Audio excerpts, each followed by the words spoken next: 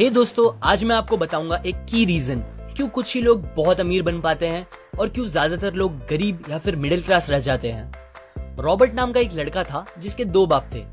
अब आप कुछ गलत मत समझिए, पहला उसका खुद का था पर दूसरा उसके दोस्त का बाप था जिसे वो अपना मुंह बोला बाप मानता था। पहले वाले ने पीएचडी की थी पर दूसरे ने कभी 8th भी पास नहीं की थी। दोनों बहुत ही स्मार्ट और हार्डवर्किंग थे पर दोनों की सोच बहुत ही अलग थी और दोनों रॉबर्ट को अलग अलग बातें सिखाते थे।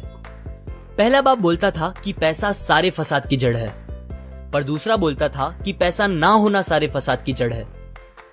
पहला रॉबर्ट को हमेशा महंगी चीजों के बारे में सोचने से मना करता था और कहता था कि वो हमारी हैसियत के बाहर है। दूसरा उसे कहता था कि वो सोचे और अलग अलग रास्ते ढूंढे जिससे वो सारी महंगी चीजें खरीद सके। ये करने से उसका दिमाग तेज होगा और नए आइडियाज भी मिलेंगे।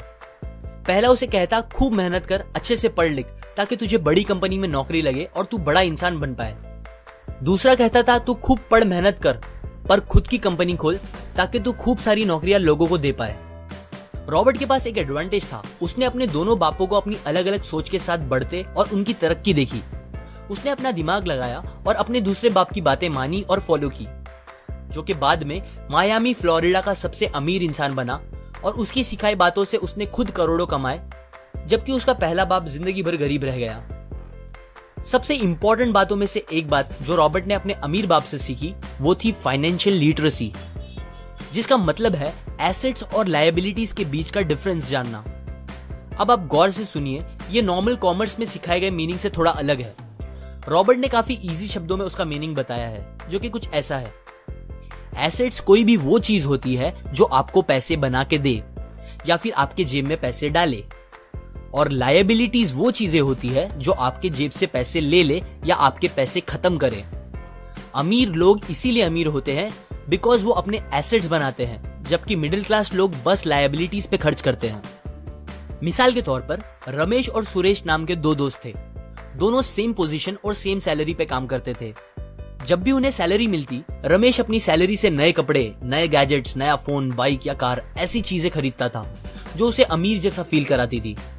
पर वो ये नहीं समझता था कि ये सारी चीजें लायबिलिटीज है जो उसके पैसे उससे ले रही है, ना कि बस जब वो उन्हें खरीदता है तब, बल्कि आगे भी मेंटेनेंस वगैरह के लिए, जिसकी वैल्यू वक्त के साथ कम हो जाएगी और ना ही वो उससे आगे कुछ पैसों का प्रॉफिट देगी। बट सुरेश ऐसा नहीं था। वो ये सारी चीजें नहीं खरीदता था जब तक कि उसके लिए बहुत जरूरी ना हो वो चीज खरीदना। वो पैसे जमा करता था और एसेट्स पे खर्च करता था, जैसे कि स्टॉक्स, बॉन्ड्स, रियल एस्टेट, अपनी खुद की स्किल्स बढ़ाने के लिए या कुछ सीखने के लिए जो उसे आगे और पैसे बना के दे।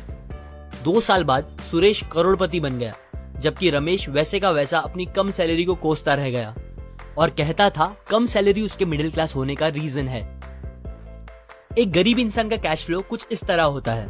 उसे पैसे मिलते हैं और फिर वो पैसे उसकी जरूरी खर्चों में खत्म हो जाते हैं। एक मिडिल क्लास का कैश फ्लो थोड़ा सा अलग होता है। उसे पैसे मिलते हैं, वो पैसे जरूरी खर्चों और लायबिलिटीज में खत्म कर देता है।